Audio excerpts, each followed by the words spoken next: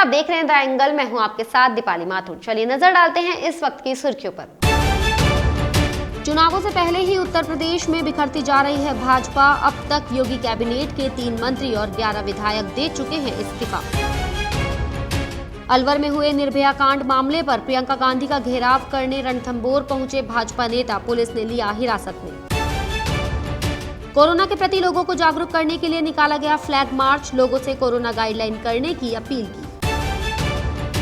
शुक्रवार को विशेष योग संयोग में मनाई जाएगी मकर संक्रांति, मंदिरों में सजी पतंगों की झांकी। उत्तर प्रदेश में विधानसभा चुनाव से पहले भाजपा को लगातार झटका लग रहा है। अब तक योगी कैबिनेट के 3 मंत्री और 11 विधायक इस्तीफा दे चुके हैं। इनमें स्वामी प्रसाद मौर्य, दारा सिंह चौहान और धर्म सिंह सैनी शामिल है। आयुष मंत्री धर्म सिंह सैनी ने भी इस्तीफा दे दिया है। बताया जाता है कि जल्द ही वे भी समाजवादी पार्टी में शामिल हो सकते हैं। उधर विधायक विनय शाक्य ने भी इस्तीफा दे दिया है। हालांकि शाक्य ने एक दिन पहले ही इसका ऐलान कर दिया है। गोवा विधानसभा चुनाव में महाराष्ट्र के गठबंधन के प्रयोग को दोहराने पर जब कांग्रेस का जवाब नहीं आया तो शिवसेना नाराज हो गई। शिवसेना नेता संजय राउत ने कहा कि गोवा की राजनीति स्थिति ऐसी है कि अगर कांग्रेस अपने दम पर तटीय राज्य में विधानसभा चुनाव लड़ती है तो वह 10 सीटें भी जीत नहीं सकती है। राजस्थान सरकार के उप मुख्य सचेतक महेंद्र चौधरी ने कुचामन क्षेत्र को सौगात दी है। महेंद्र चौधरी ने आज क्षेत्र में मुख्यमंत्री चिरंजीवी एम्बुलेंस को हरी झंडी दिखाकर रवाना किया। ये एम्बुलेंस वेंटिलेटर सहित सभी आधुनिक सुविधाओं से लैस है। उप मुख्य सचेतक ने इस एम्बुलेंस को आपातकालीन सेवाओं के लिए चिकित्सा विभाग को सौंपा है। अलवर में नाबालिग के साथ दरिंदगी के मामले में आज भाजपा नेता कांग्रेस नेता प्रियंका गांधी का घेराव करने के लिए रणथंभौर पहुंचे। इस दौरान पुलिस ने भाजपा प्रतिनिधिमंडल को शेरपुर हेलीपैड पर ही रोक दिया। इस दौरान पुलिस और भाजपाइयों में धक्का मुक्की भी हुई, जिसके बाद पुलिस ने कई भाजपा नेताओं को हिरासत में ले लिया। इन नेताओं में रामलाल शर्मा, अलका गुर्जर, जितेंद्र गोठवाल, किरोड़ी लाल मीणा सहित दर्जनों भाजपाई शामिल है। सभी नेताओं को सर्किट हाउस लाकर छोड़ दिया गया। वहीं अलवर वाले मामले को लेकर आज राज्यसभा सांसद किरोड़ी लाल मीणा भी अपने समर्थकों के साथ रणथंभौर पहुंचे, जहां प्रियंका गांधी तक पहुंचने से पहले ही मीणा और उनके समर्थकों को रोक दिया गया। इस दौरान मीणा के समर्थकों ने जमकर कांग्रेस के खिलाफ नारेबाजी की। गौरतलब है कि प्रियंका गांधी इन दिनों रणथंभौर में अपना जन्मदिन मनाने के लिए आई हुई थी। ऐसे में राजस्थान में होते हुए भी प्रियंका गांधी ने इस मामले में कोई संज्ञान नहीं लिया तो किरोड़ी लाल मीणा और उनके समर्थकों ने रोष जताया। अलवर में मूक बधिर बच्ची के साथ हुई घटना को लेकर राजसमंद से सांसद दिया कुमारी की प्रतिक्रिया सामने आई है। दिया कुमारी ने इस घटना को निंदनीय बताते हुए कहा कि राजस्थान में लगातार इस तरह की घटनाएं हो रही है, इसके लिए राजस्थान सरकार बिल्कुल भी संवेदनशील नहीं है। इसी के साथ उन्होंने कहा कि अभी तक इस घटना पर कोई भी कार्रवाई नहीं हुई है, दोषियों को पकड़ा नहीं गया है। दिया कुमारी ने कहा कि इस सरकार को सत्ता में रहने का कोई हक नहीं है। राजस्थान में जो एक मूक बधिर किशोरी के साथ घटना हुई बहुत ही निंदनीय है। ऐसी घटना हमारे राजस्थान में लगातार ऐसी घटनाएं हो रही हैं। राजस्थान सरकार इसके लिए बिल्कुल भी संवेदनशील नहीं है। मैं तो इनको ये कहना चाहूंगी कि ये जो जिस तरह से चैन की नींद सोते हैं, ये सोते कैसे हैं? इनको कैसे ये लोग इस तरह की घटनाएं होने देते हैं? अभी तक इस घटना पे कोई भी कार्रवाई नहीं हुई, दोषियों को पकड़ा नहीं गया। मैं इस सरकार को कहना चाहूंगी कि आपका कोई हक नहीं है सत्ता में रहने का। इन पे जो भी दोषी हैं उनको जल्द से जल्द पकड़ा जाए, उसके बाद सख्त से सख्त सजा दी जाए। हमारा राजस्थान वीरों की वीरांगनाओं की धरती है, लेकिन आज ये एक रेप कैपिटल बन गया है। ये बहुत ही दुख की बात है, बहुत ही शर्म की बात है। मैं भी एक महिला हूं और मुझे बहुत शर्म आती है कि मैं राजस्थान आज एक ऐसे राजस्थान में जी रही हूं जहां पर हमारी महिला बहनें सुरक्षित नहीं। वहीं अलवर में नाबालिग के साथ गैंगरेप के मामले को लेकर आज टोंक में भी भाजपा ने प्रदर्शन किया। भाजपा कार्यकर्ताओं ने घंटाघर चौराहे पर सरकार का पुतला फूंक कर सरकार के खिलाफ जमकर नारेबाजी की। ये प्रदर्शन भाजपा जिला अध्यक्ष राजेंद्र पराना के नेतृत्व में हुआ। मेहंदीपुर बालाजी मंदिर खुलवाने के लिए सिकराय उपखंड पंचायत समिति ने मंत्री ममता भूपेश को ज्ञापन सौंपा है। बाल विकास मंत्री ममता भूपेश ने लोगों को आश्वासन देते हुए कहा कि 1-2 दिन में मंदिर खुलवा दिया जाएगा, लेकिन मंदिर में लोगों को सख्ती से कोरोना गाइडलाइन का पालन करना होगा। मंत्री ने कहा कि लोगों की आजीविका का पूरा ध्यान रखा जाएगा। कोरोना संक्रमण के बढ़ते प्रभाव की रोकथाम और लोगों को जागरूक करने के लिए आज प्रतापगढ़ में फ्लैग मार्च निकाला गया। एसपी डॉक्टर अमृता दुहन के निर्देशन में पुलिस के जवानों ने शहर के मुख्य बाजारों से निकाले गए इस फ्लैग मार्च के दौरान आमजन को मास्क लगाने और सोशल डिस्टेंसिंग की पालना करने के लिए समझाइश की। डीएसपी ऋषिकेश मीणा ने बताया कि जिले में कोरोना के मामले लगातार बढ़ते जा रहे हैं।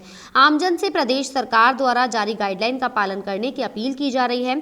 डीएसपी मीणा ने बताया कि कोरोना गाइडलाइन का उल्लंघन करने वालों पर सख्ती बढ़ती जा रही है। बिना मास्क घूमने वालों से चालान बनाकर 1000 रुपए की जुर्माना राशि और सोशल डिस्टेंसिंग का पालन नहीं करने वालों से 100 रुपए की जुर्माना राशि वसूल की जा रही है। कोविड गाइडलाइन की पालना के लिए आज आरएसी की कंपनी और थाने का जाब्ता और जो पुलिस लाइन का जाब्ता है उसको साथ में रखकर फ्लैग मार्च निकाला जा रहा है ताकि पब्लिक को अवेयर किया जा सके कोविड महामारी से लड़ने के लिए, ताकि हमारा प्रतापगढ़ है वो इसके संक्रमण का जो फैलाव दिनों दिन तीव्र होता जा रहा है उसको रोका जा सके, उस पर अंकुश लगाया जा सके।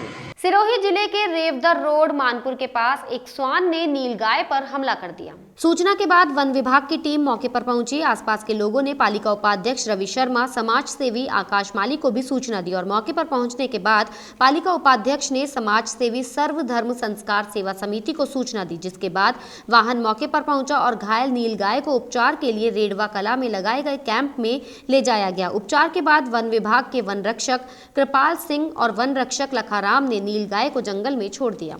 डीडवाना में आचार्य महाश्रमण का सर्व समाज ने जगह जगह स्वागत किया। इस मौके पर सर्व समाज के लोगों में काफी उत्साह नजर आया। नगर की सीमा में प्रवेश के साथ ही आचार्य और धवल सेना का बैंड बाजों के सुमधुर धुनों के साथ स्वागत हुआ। इसके साथ ही बांगड़ महिला महाविद्यालय और अग्रसेन भवन में भी स्वागत किया गया। बता दें, अहिंसा यात्रा की जब शुरुआत हुई थी तब आचार्य महाप्रज्ञ जनवरी 2005 में डीडवाना पधारे थे। इस वर्ष जब अहिंसा यात्रा का समापन हो रहा है तब इसके अंतिम चरण में आचार्य महाश्रमण का डीडवाना में पदार्पण हुआ है। मकर संक्रांति के उपलक्ष्य में त्रिपोलिया बाजार स्थित शिव शक्ति हनुमान मंदिर में 2 दिवसीय कलात्मक पतंगों की झांकी सजाई गई। श्रीमंत नारायण प्रन्यास की ओर से इस झांकी का आयोजन हुआ। महामंडलेश्वर पुरुषोत्तम भारती के सानिध्य में ठाकुर जी लक्ष्मी नारायण जी का पूजन कर कलात्मक पतंगे अर्पित की गई। पतंगों के साथ चरखी भी अर्पित की गई। महामंडलेश्वर पुरुषोत्तम भारती ने बताया कि छोटी काशी में सभी पर्व और त्योहार ठाकुर जी के साथ ही मनाए जाने की परंपरा है। ठाकुर जी को गर्म तासीर वाले व्यंजनों का भोग, तिल से बने व्यंजनों का भोग लगाया गया और आए हुए भक्तों को प्रसाद के रूप में वितरण किया गया। मकर संक्रांति का पर्व पूरे देश में जहाँ धूमधाम से मनाया जाता है, इसमें जयपुर में विशेष रूप से जो है भगवान की पतंगों की झांकी सजाई जाती है। इसका अभिप्राय यह है कि जहाँ हम लोग पतंगे उड़ाते हैं वही हमारे इस उत्सव में हमारे ठाकुर जी का भी समावेश हो, इसलिए हम लोग मंदिरों को पतंगों से सजाते हैं। इस श्रृंखला में आज यहाँ त्रिपोलिया बाजार स्थित शिव शक्ति हनुमान मंदिर में विशेष रूप से कलात्मक पतंगों की झांकी सजाई गई। वहीं जयपुर के गीता गायत्री मंदिर में पतंगों की झांकी सजाई गई। पंडित राजकुमार चतुर्वेदी के सानिध्य में मकर संक्रांति के उपलक्ष्य में 3 दिवसीय पतंगों की झांकी का शुभारंभ हुआ। ये झांकी 14 जनवरी मकर संक्रांति तक रहेगी। मंदिर में गणेश जी, श्याम जी, राम दरबार, गीता गायत्री, हनुमान जी के पतंग की झांकी सजाई गई। झांकी में गणेश जी महाराज सोने चांदी की पतंग उड़ा रहे हैं। इस मौके पर मंदिर आ रहे दर्शनार्थियों को पतंग प्रसाद के रूप में वितरित की जा रही है। वहीं भगवान के तिल के बने व्यंजनों का भोग लगाया गया। इसी के साथ सीकर रोड ढेर के बालाजी स्थित श्रीमंत नारायण धाम में भगवान लक्ष्मी नारायण के कलात्मक पतंगों की झांकी सजाई गई। हर साल की तरह इस बार भी छोटी चौपड़ स्थित सीताराम जी मंदिर में सीताराम जी और ठाकुर जी का पाटोत्सव मनाया गया। महोत्सव के अंतर्गत ठाकुर जी का प्रातः पंचामृत से अभिषेक कर नवीन पोशाक धारण कराकर फूल बंगला झांकी सजाई गई। मंदिर महंत नंदकिशोर शर्मा के सानिध्य में ठाकुर जी की श्रृंगार आरती का आयोजन हुआ, जिसमें बड़ी संख्या में श्रद्धालुओं ने आरती में शिरकत की। मकर संक्रांति के चलते मंदिर प्रांगण में ठाकुर जी की पतंग उड़ाते हुए और चौपड़ पासा खेलते हुए झांकी सजाई गई। तत्पश्चात समाज के रसिक जनों ने मंदिर प्रांगण में भगवान राम के पदों का गायन और बधाई गान कर उत्सव मनाया। भगवान राम को तिल से बने गर्म व्यंजनों का भोग लगाया। वहीं बड़ी संख्या में श्रद्धालुओं ने झांकी के दर्शन किए। समस्त आयोजन कोरोना गाइडलाइन के मुताबिक हुआ। शुक्रवार को मकर संक्रांति का पर्व विभिन्न योग और संयोगों में मनाया जाएगा। ज्योतिषाचार्य पंडित विनोद शास्त्री ने बताया कि सूर्य का मकर राशि में दिन के 2:29 पर प्रवेश होगा। तिल, दान, गौ सेवा सहित अन्य पुण्य करना सभी राशि के जातकों के लिए फलदायी रहेगा। वहीं संक्रांति का पुण्य काल सुबह 8:05 से शाम 5:50 तक रहेगा, जिसमें दान पुण्य करना अति शुभ माना गया है। पंडित विनोद शास्त्री ने बताया कि शुक्ल योग शुक्रवार को संक्रांति रहने से आगामी समय वैभव कारक, सुख समृद्धि कारक बनेगा। पंडित शास्त्री ने बताया कि इस मौके पर सभी राशि के जातकों को सूर्य देव को जल अर्पित कर सूर्य नमस्कार करना चाहिए। नमस्कार, मकर संक्रांति की बहुत बहुत बधाइयाँ।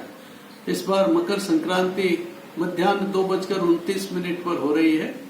मकर संक्रांति के बाद 40 घटी पुण्यकाल होता है, लेकिन जब दिन में मकर संक्रांति होती है तो फिर सूर्योदय के बाद से ही पुण्यकाल होता है। इसलिए इस बार प्रातःकाल 8:05 से सायंकाल 5:50 तक पुण्यकाल रहेगा।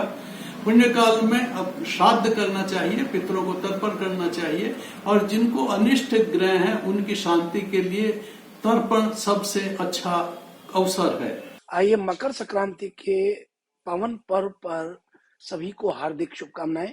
मकर संक्रांति का पावन पर्व 14 जनवरी को प्रातः 8:05 से संपूर्ण दिन पुण्य काल पर्व रहेगा। हालांकि दोपहर 2:29 पर सूर्य मकर राशि में प्रवेश करेंगे, मगर पुण्य काल पर्व की बात करें तो संपूर्ण दिन रहेगा। वहीं हम बात करें, इस वर्ष संक्रांति देवी वाघ के वाहन पर आई है। संक्रांति देवी पीले वस्त्र पहन करके दक्षिण दिशा की ओर चलेंगी। मकर संक्रांति पर इस बार शत्रुओं का हनन होगा और बाधाएं नष्ट होगी। शुक्रवार का दिन होने की वजह से माँ लक्ष्मी की कृपा बनी रहेगी। इस बुलेटिन में फिलहाल इतना ही। अगर आपको हमारा वीडियो पसंद आया हो तो हमारे चैनल को लाइक, शेयर और सब्सक्राइब जरूर करें।